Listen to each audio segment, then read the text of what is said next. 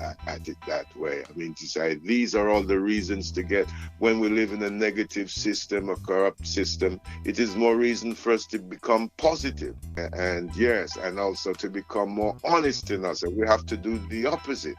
Instead of playing the blame game, and which leads to guilt and shame as well, and regret and remorse, and all that sort of thing, and dishonesty and crime, and even drug addiction and so on, because this is what happens. We blame the system.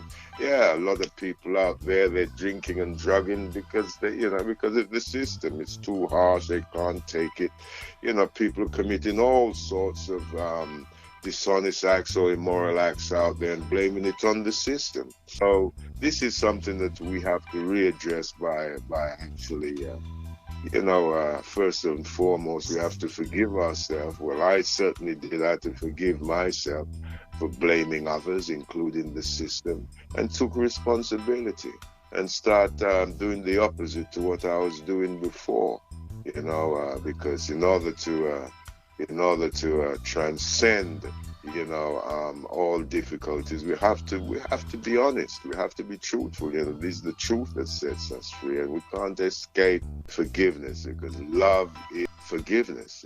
So when we say we love ourselves, we have to be able to forgive ourselves, and in the process also forgive others. It's as simple as that, because I would also like to be forgiven if I bullied someone or stole from someone or hurt someone in some way. I certainly would like to be forgiven. So it's a way, forgiveness is a way of helping us to grow spiritually, mentally, and emotionally, because lack of forgiveness means that we become emotionally stumped. We stop growing.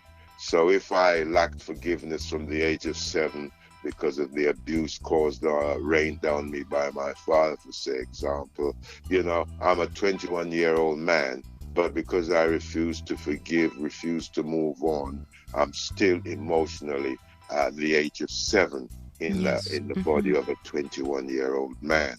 So this is why, forgiveness is very important as well, because it sets us free from all those decades of suffering, which is unnecessary. We don't have to hurt ourselves in this way. Forgiveness sets us free. The healing process.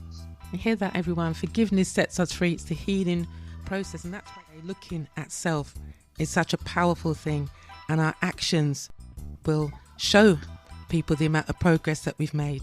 We talked about Tamara, and I'm going to go on to talking about the From Rehab to Life, okay? So men out there who are listening, and the system and the relationships. We talked about relationships here, and people blaming each other, women blaming men, men blaming women, and the whole dating arena that some people think it's a hot mess, and so-called big people dating.